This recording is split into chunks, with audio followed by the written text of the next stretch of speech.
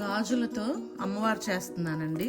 దానికోసము చూడండి, ఇలాగా గ్లిటర్ పేపర్ ఉంటుంది కదా, ఆ పేపర్ని ఇట్లాగా కమలం లీవ్స్ లాగా కట్ చేసుకొని చూడండి ఈ విధంగా పెట్టుకున్నాను. ఓకే, పెట్టుకొని దీని లోపల ఇట్లాగా ఒక షీట్ ఉంటుందండి, ఆ షీట్ వేసుకున్నాను అనమాట. ప్లేట్కి ఫస్ట్ ఇలా అరేంజ్ చేసుకున్నాను. ఓకే, ఆ కమలం లీవ్స్ చూడండి ఇప్పుడు కమలం పుష్పం లాగా కనిపిస్తుంది అనమాట. అమ్మవారిని దీంట్లో కూర్చోబెడితే మనకి కమలంలో అమ్మవారు కూర్చున్నట్టు కనిపిస్తుంది అనమాట. సో నేను ఇంకా ఏం చేస్తున్నానంటే హైట్ రావడం కోసం థర్మాకోల్ బ్లాక్ ఉంటే అది పెడుతున్నానండి. ఎందుకంటే ఈ ఆకుల లోపలే ఉంటుంది అనమాట, అదే థర్మాకోల్ షీట్ అనేది ఈ లోపలే ఉంటుంది. దీనిపైన నేను ఇప్పుడు గాజులు పెడతానమాట. చూడండి, గాజుల్ని ఫస్ట్ ఒక లేయరు ఇలా వేసుకున్నానండి, అన్నీ ఇలాగ పెట్టుకోవాలి. చూడండి, ఆ బ్యాంగిల్స్ అన్నీ ఇట్లాగా చుట్టూరా ఆ కమలం చుట్టూ వచ్చేలాగా అడ్జస్ట్ చేసుకోవాలి. చూడండి, అన్నీ ఇప్పుడు మనం తీసేస్తుంటాం కదండి, ఇట్లా చెదిరిపోతూ ఉంటాయి. సో వాటన్నిటిని రౌండ్గా వచ్చేలాగా చేసుకోవాలన్నమాట. చేసుకున్నాక నేను ఈ కింది లేయర్కి ఒక 20-22 తులాల గాజులు తీసుకున్నానండి. ఈ విధంగా గ్రాడ్యువల్గా తగ్గిస్తూ 4 లైన్స్ పెడతాము. చూడండి, గాజులన్నీ చుట్టూ ఇలా అడ్జస్ట్ చేసేసుకున్నాక చూడండి, వేజు నేను ఇది డాలర్ ట్రీలో కొన్నానండి. కొన్నది చూడండి, మధ్యలో పెట్టుకోవాలి వేజ్ని. గాజులన్నీ కదలకుండగా ఇవి మధ్యలో ఇలా వేస్తున్నానండి. ఫోమ్ ఇట్లాగా ఏదో ప్యాకేజ్ డెలివరీలో వచ్చాయి, ఇవన్నీ పడేయకుండా ఇలా ఎత్తి పెట్టుకున్నాను అనమాట. ఎత్తి పెట్టుకొని గట్టిగా ఇలా గుచ్చామనుకోండి లోపల దాకాను, గాజులు కదలకుండా ఉంటాయి, ఆ వేజ్ కూడా కదలదనమాట. ఆ విధంగా 4 లేయర్స్కి మధ్యలో అలాంటివి ఆ ఫోమ్ బాల్స్ పెడితే బాగుంటుంది.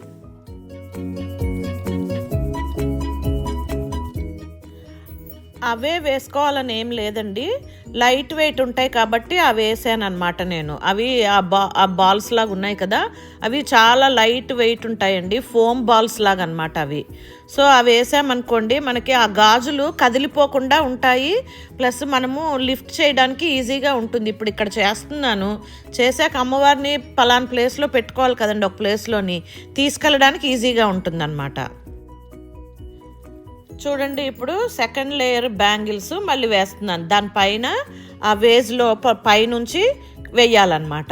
ఇవి కూడా ఈ సెకండ్ లేయర్ బ్యాంగిల్స్ కూడా ఇట్లా చుట్టూరా అడ్జస్ట్ చేసుకొని మళ్ళీ అక్కడ గ్యాప్ వస్తుంది కదండి వేజ్కి బ్యాంగిల్కి మధ్యలో చుట్టూరాను, అక్కడ కూడా మళ్ళీ ఫోమ్ బాల్స్ వేసుకోవాలన్నమాట. ఓకే, చూడండి అండి, ఇవి దీంట్లో మధ్యలో వేసానంటే కదలకుండా ఉంటాయన్నమాట. మనకి మధ్యలో పెట్టడం వల్ల బ్యాంగిల్స్ కూడా రౌండ్ షేపు అలాగే ఉంటుందండి, అటు ఇటు కొంచెము కదలకుండా అలాగే చక్కగా ఉంటుందన్నమాట.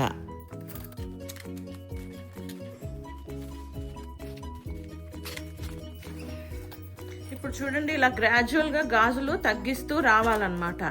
ఫర్ ఎగ్జాంపుల్ ఇక్కడ 5 డజన్లు ఉన్నాయనుకోండి, ఈ కింద లేయర్లోని ఇక్కడ 3.5 డజన్లు పెట్టాలి. ఆ విధంగా గ్రాడ్యువల్గా తగ్గిస్తూ వస్తే అమ్మవారు ఇలా వస్తుందన్నమాట. ఓకేనా, ఇప్పుడు నేను ఇంకొన్ని తగ్గించిన గాజులు ఇక్కడ వేస్తున్నాను. చూడండి, ఈ విధంగా చూడండి ఎంత బాగా కనిపిస్తుందో అమ్మవారు. ఇంకా పెట్టలేదు, పెట్టాక ఇంకా చాలా బాగుంటుంది అన్నీ పెట్టాక. ఓకే, ఇక్కడ కూడా కదలకుండా ఏమన్నా వెయ్యాలి, నా దగ్గర ఆ బాల్స్ అనేది అయిపోయాయి. ఇంకోండి, ఇక్కడ ఏవైనా లోపలిది కనపడదు కదండి, ఏవైనా పెట్టేసుకోవచ్చు. నేను ఒక ప్లాస్టిక్ షీట్ లాంటిది ఫోల్డ్ చేసి పెడుతున్నానండి, అది కూడా ఏదో ప్యాకేజ్ డెలివరీలో వచ్చిందనమాట. సో అది పెట్టేస్తున్నాను. సో అప్పుడు మనకి బ్యాంగిల్స్ అనేది ఆ రౌండ్గా అలాగే ఉంటుంది. అమ్మవారి షేపు ఒక మనిషి కూర్చుంటే, అమ్మవారు కూర్చుంటే ఎలా ఉంటుంది షేపు, అలా వస్తుందన్నమాట. గాజులు అడ్జస్ట్ చేసేటప్పుడు చాలా జాగ్రత్తగా చేయండి, ఇరిగిపోకూడదన్నమాట. గట్టిగా లాగారు అంటే ఆ అటాచ్ అనేది మట్టి గాజులు అటాచ్ ఉంటాయి కదండి, ఆ అటాచ్ ఊడిపోయిందంటే ఇంక ఇరిగిపోయినట్టు లెక్క. ఇరిగిపోయిన గాజులతోని అమ్మవారిని చేయకూడదు కదండి, అందుకని చాలా జాగ్రత్తగా చేసుకోవాలి. ఓకేనా, అండ్ ఇంకోటి ఏంటంటే గాజులన్నీ ఒక తాడుకి ఎక్కించి ముడి వేస్తాం కదండి రౌండ్గా రావడం కోసము. ఆ ముళ్ళు కూడా అన్ని లేయర్స్వి ఒక సైడే వచ్చేలాగా పెట్టుకోండి. అమ్మవారిని కూర్చోపెట్టాక వెనక సైడ్ వచ్చాయి అనుకోండి, కూర్చోపెట్టాక ఆ నాట్లన్నీ ప్రతి లేయర్లోని వెనక సైడ్ ఉంటే మనకి ముందు సైడు ఆ నాట్లు కనపడవు అనమాట. వెనక సైడ్ ఉంటాయి కాబట్టి ముందు సైడ్ కనపడకుండా ముందు సైడ్ నుంచి అమ్మవారు చాలా అందంగా నీట్గా కనిపిస్తుంది అన్నమాట.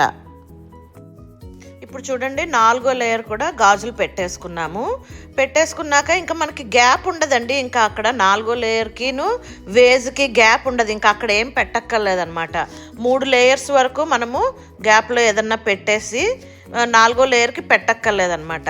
సో ఇప్పుడు ఏం చెయ్యాలంటే మళ్ళీను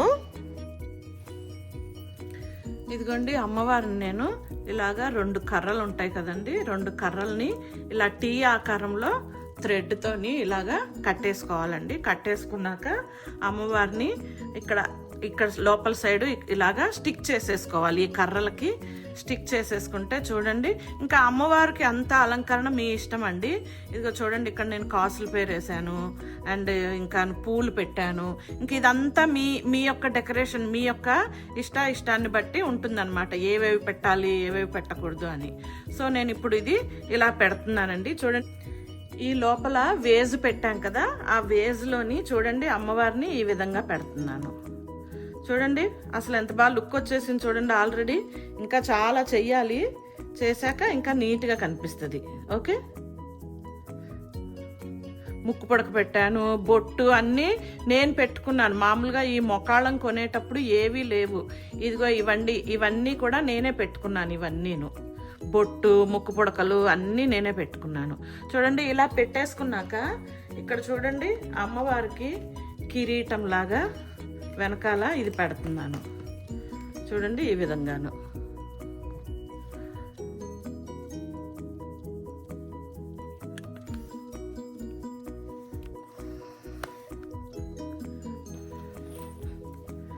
ఇవి పెట్టడానికి ముందే ఇంకా వేరే పని చేసుకోవాలండి. ఇవి తీసేస్తున్నాను. ఓకే, తీసేసి పక్కన పెట్టేసి ఇదిగోండి అమ్మవారికి ఈ లేయరు మధ్యలో ఇలాగా అటాచ్మెంట్ ఉంది కదండి, అది కనపడకుండా నేను ఇలాగా లేస్ పెట్టేస్తున్నానండి. పెట్టేసి అక్కడ గుండు సూదితోని అటాచ్ చేసేస్తున్నా. ఆ 2 లేస్ల ఎడ్జ్లు అటాచ్ చేసేస్తున్నాను. సో అదే విధంగా మనకి ఆ అటాచ్మెంట్లు కూడా అన్నీ వెనక సైడ్ నాట్స్ ఇందాక ఎలా పెట్టుకుంటున్నామో అటు సైడ్ వచ్చేలాగా చూసుకుంటే ఇంకా అవన్నీ మనకి ఫ్రంట్ నుంచి కనపడవు అనమాట. అమ్మవారు ముందు నుంచి నీట్గా కనిపిస్తుంది అనమాట. ఓకే, అదేవిధంగా 3 లేయర్స్ దగ్గర పెట్టేసుకోవాలండి. చూడండి ఈ విధంగా పెట్టేసుకోవాలి 3 లేయర్స్ దగ్గరను. పెట్టేసుకున్నాక ఇప్పుడు ఇది ఇలాగ అరేంజ్ చేసుకొని ఇలా పడిపోకుండా తర్వాత ఇది పెట్టుకుందాం. చూడండి ఆల్రెడీ అమ్మవారు ఎంత అందంగా కనిపిస్తుందో. అన్నీ పెట్టేశాక ఇప్పుడు అన్నీ ఆభరణాలు వేద్దామండి అమ్మవారికి. ఓకే, అమ్మవారికి పుస్తెల దండ వేద్దాం.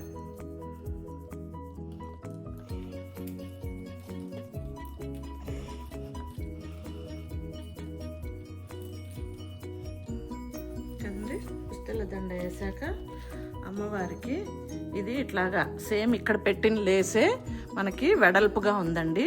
ఇది పైట కొంగులాగా ఇలా వేద్దాం. ఓకే,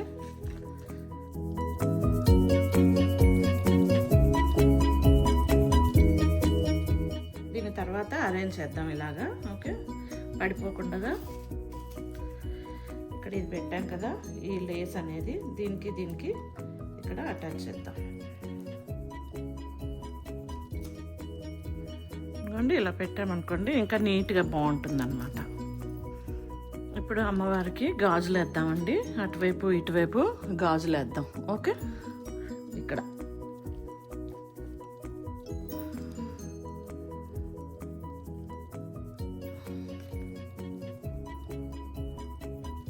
గాజులు వేసేసి ఇప్పుడు అమ్మవారికి మెళ్ళో దండ వేద్దామండి. కనకాంబరాలు మల్లెపూలలాగా నా దగ్గర ఇవి ఉన్నాయండి. యాక్చువల్గా అవి ప్లాస్టిక్వి దండలు, ప్లాస్టిక్వి జెల్లో పెట్టుకునే పూలు, అవి అటాచ్ చేసేసి దండలాగా వేద్దాం అమ్మవారికి. ఓకేనండి, కనకాంబరాలు అండ్ మల్లెపూలు దండ వేసినట్టుగా. ఓకేనా? చూడండి ఎంత బాగుందో అమ్మవారు. అండ్ నా దగ్గర చిన్న త్రిశూలం ఉందండి. ఆ త్రిశూలాన్ని ఇక్కడ ఇలా అరేంజ్ చేస్తాను. ఇలా గాజుల్లో నుంచి లోపలికి ఇలా అరేంజ్ చేసామనుకోండి, చూడండి. అలా కాకపోయినా ఇలా వెనక నుంచి అయినా ఇలా ఎక్కడైనా పెట్టచ్చు. ఇలాగా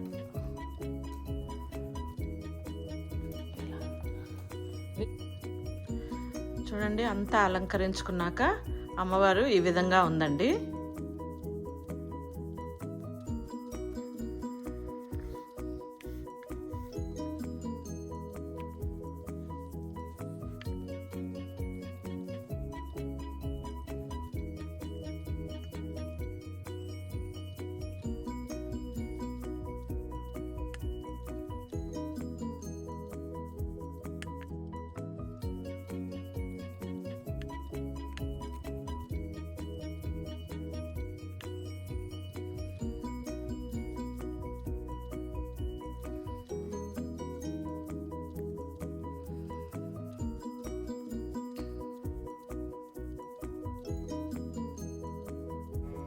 అండ్ చూడండి, అమ్మవారు గాజులతో చేసేసాక గుళ్ళో కూడా నవదుర్గలు పెడతారండి. సో నన్ను చేయమంటే నేను గాజుల అమ్మవారు ఒకటి చిన్న అమ్మవారు చేశాను, ఒకటి పెద్ద అమ్మవారు కూడా చేయమన్నారు, అది కూడా చేశాను అనమాట.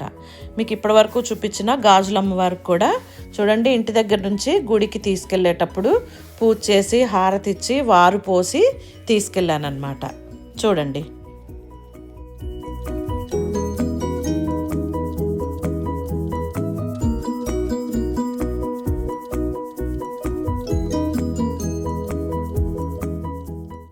చూడండి, అమ్మవారు రెండు చక్కగా ముద్దు గుమ్మల్లాగా కారులో కూర్చున్నారు.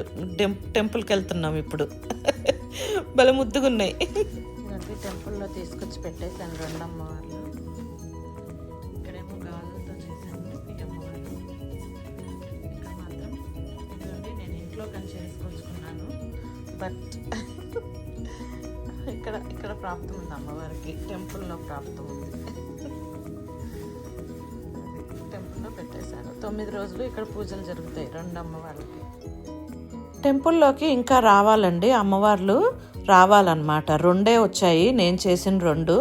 ఇంకో 7 వస్తాయి. నవదుర్గలు కదండి, ఇంకా 7 మంది చేస్తున్నారు. అవి తెచ్చి పెడతారు. తెచ్చాక మీకు ఒక చిన్న క్లిప్ పెడతాను చూడండి ఇప్పుడు. Thanks for watching. Please like, share, subscribe.